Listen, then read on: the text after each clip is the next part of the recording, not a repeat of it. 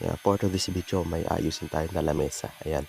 Kung mapapansin nyo nga rito, binabasa ko siya ng tubig o gumamit ako dito ng power pressure para lang matanggal yung mga dumi nato sa ilalim dahil itong lamesa na to, na-imbak daw to ng napakatagal na panahon. Kaya andyan yung mga putik, andyan yung mga bahay ng bubuyo, kung ano man yung mga dumi, sapot na nandun sa mga gilid-gilid na yan. Kaya dito, nilinis ko siya ng tubig. Then dito, grinder ko yung dating biyak niya. Yung kasi bali tatlong planks to na pinagdikit-dikit lang. Tapos nilagyan siya dito ng dating ANB na epoxy para magdikit yung tatlong piece na yan. Ang naging problema lang sa katagalan nga ay nabitak na yon. Kaya ang ginawa ko rito, papalitan natin yung ANB na nakalagay dati. Kaya napansin nyo nga kanina, gumamit ako dun ng cutter na pambato para matanggal lang natin yung ating ANB na dati. Ayan, saka tayo gumamit yan ng flap disc para na mamalis natin na maayos o matanggal yung mga ANB dito sa pinaka upper part niya. After natin malinis siya ng sanding gamit ang ating grinder para matanggal lang lahat ng mga, kasi itong tabletop natin na to ay meron na rin siyang dating varnish. Ayan, sanding sealer yung ginamit siguro dito ng dating nag-varnish na to o yung sa furniture na kinuhanan. Kaya tatanggalin natin yun para kasi medyo nakaangat na rin yung dating varnish niya. Kaya make sure natin dapat matanggal natin na maayos lahat ng mga varnish niya na nakaangat na.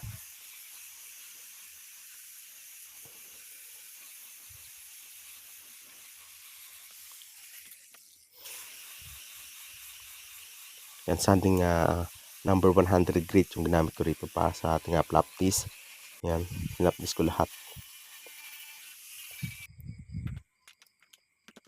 Tapos gumamit ako dito ng 150 grit. Ayan, 150 grit naman yan para sa ating flat. Ayan, para medyo pumantay ng husto yung ating tabletop. Yung unang nagbarnis sa to ay walang masilya. Binarnisan niya lang bigla. Hindi niya na minasilyahan o yung hindi duko finish yung yari na to. Ito na yung mga lumabas na, ayan, medyo malaki na tuka niya rito gawa sa kahoy na matagal na. Kinutkot ko na mabuti yung para pumasok mamaya dyan yung ating ANB na ilalagay dyan. Ayan. Yan, lilinisan na pa natin yan para matanggal yung mga yan. Para lalakihan pa natin yung mga awang niya para pumasok yung ANB natin na epoxy na ilalagay dyan. Ayan. Dito sa portion na to may bitak to eh. Ayan, lagyan ko siya ng black screw dyan. Ayan, para hindi siya tuluyan ng pumitak. Ayan. Yan, mga malalalim. Yan. Ay, medyo pangit na rin kasi haspi na to. Kaya gagawin na natin siya ng artificial haspi.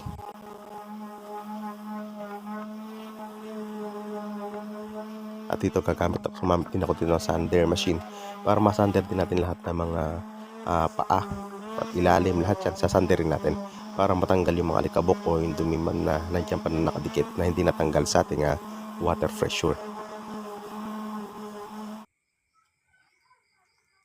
At ito yung mga kasamahan niya para dalawang mini table o center table. Ayan. Bali may pintura to na water base. Ayan. Ayan, tatanggalin din natin yan gamit din natin flap disc. Ayan. Kukut-kutin natin lahat yan. Ganoon talaga sa pag-varnish o yung pagpintura. Kailangan matanggal natin yung mga lumang pintura para nang sa gayon maging madikit yung ating ilalim o yung ating pagpreparasyon. Talaga mas maging matibay yung ating pintura dyan. Yan, talagang kutkutin natin, pagtsagayin lang natin dahan-dahan na matanggal lahat ng pintura. At ito na nga yung ating sinander. Ayan, papasin nyo dyan, halos wala na siyang pintura. Ayan. Yan. After natin ma-flap this, syempre gagamit din tayo ito ng sander machine para medyo pumantay na konti itong ating tabletop.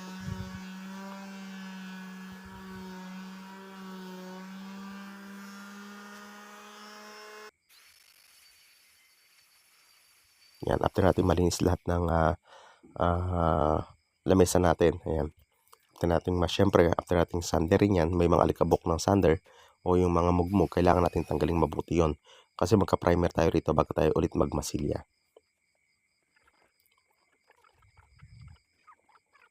Importante na walang alikabok dyan para maganda kapit ng ating primer dyan sa ating kahoy. Yan, ito na yung ating na primer. Ay, papasin nyo may mga butos-butos pa siya. Ayan. Yan naman yung gagawin natin ng paraan. Body filler naman na yung ating ilalagay dyan. Pero dito sa portion na 'to wala na siyang bitak, gawa nga na nalagyan natin siya ng ANB epoxy, yan. Kaya itong nasa ibabaw na yan, pinatungan ko na lang siya ng body filler para medyo pumantay pa siya. Ayan, wala na siyang mabiyak, gawa nga na yun ay inunahan natin ng ANB epoxy para mas maging matibay yung ating dining table. Ayan. Yan, napatungan ko na ito isang mano. Uulitin pa natin isa pang mano para lahat ng mga lubog na malalalim body filler na yung ating panghahabol dyan.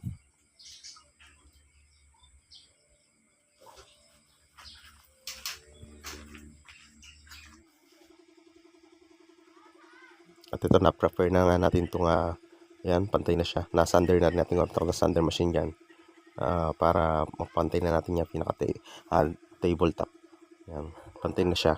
Ngayon, meron na rin tayong hinanda rito na pang primer ulit sa kanya.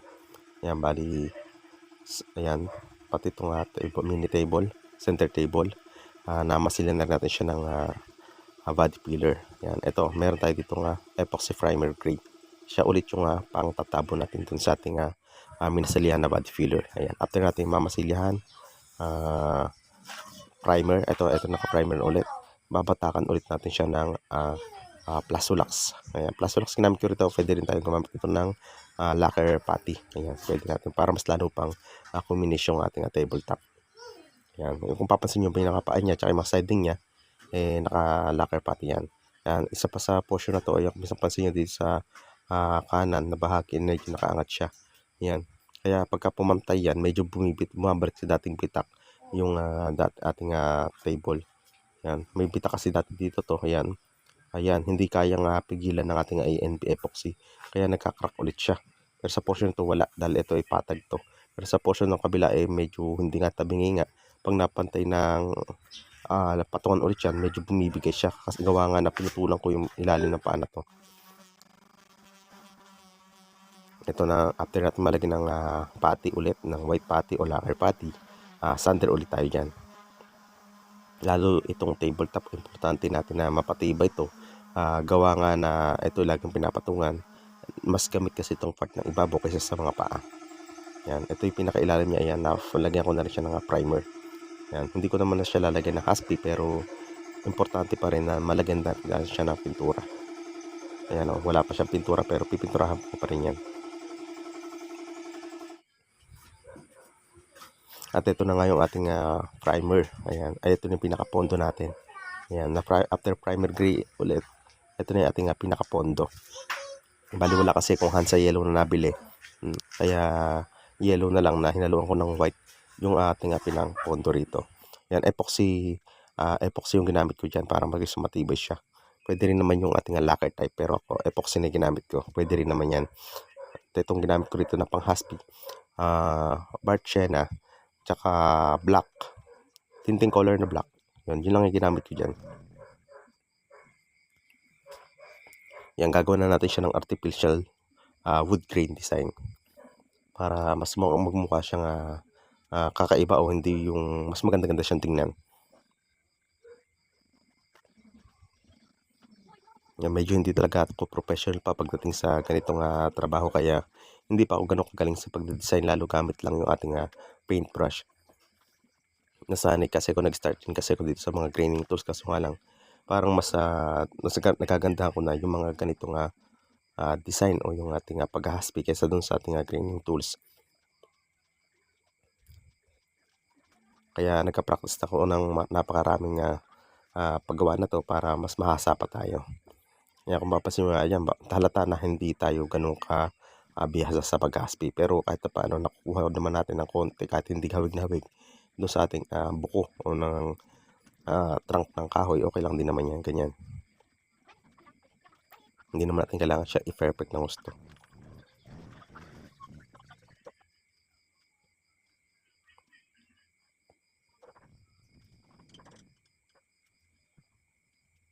Preparation natin dito, yan, after natin siyang mapatuyo yung ating pinanghaspi na o tinting color na yan, isa-sanding sealer natin siya ng 2 beses.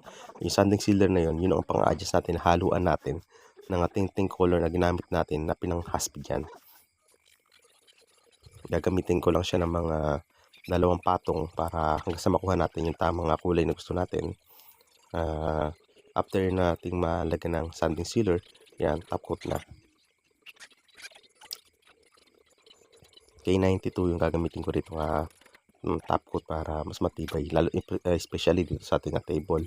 Medyo masela nga ito dahil sabi ko nga gamit na gamit yung table na yan. Pinapatungan ng medyo ng plato na kung ano man na bagay na medyo mabigat para maiwasan yung pag-scratch agad ng ating pintura. Kaya recommended na A and B. Although A and B, kumbaga may catalyst o may hardener yung gagamitan dito na pang top coat, 2 components.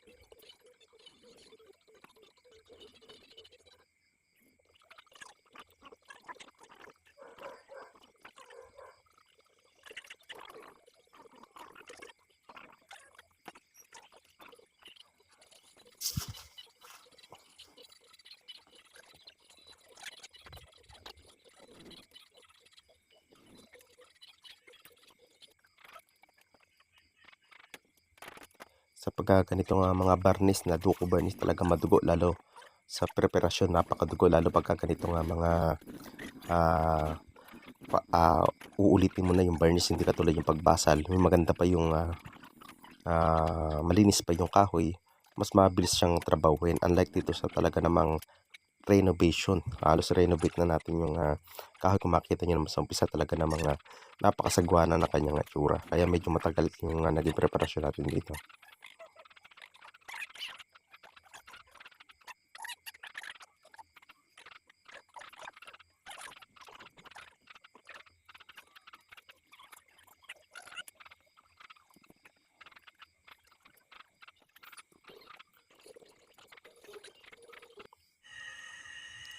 Ito na nga yung ating naging outcome ng ating ginawang pagduduko varnish dito sa ating center table tsaka sa dining table. Ito yung kanyang center table, ayan. Yan yung kanyang haspi.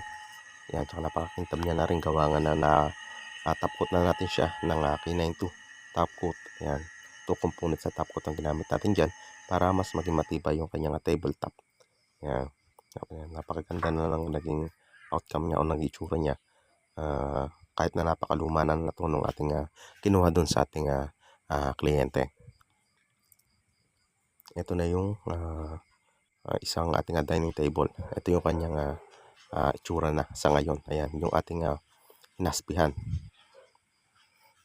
Pagka medyo pangit na kasi yung ating dating haspi ng kahoy, papalitan na natin siya ng artificial na haspi. Ayan.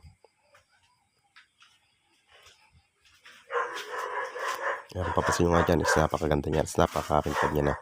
Sa personal, kapag ginawa ko niyan, para na siyang masalamin sa ibabaw. Yan. Pero pwede rin yan, pwede nyo pa yan mas maprotektahan kung mabibilang pa yan ng salamin pa sa ibabaw para mas maging maganda pa siya. O mas tumibay pa lalo dyan. Pero pagka ganyan lang, is matibay na rin naman yan. Gawa nga ng matibay yung tinapcoat natin. Yan. Ganun guys, and thanks for watching.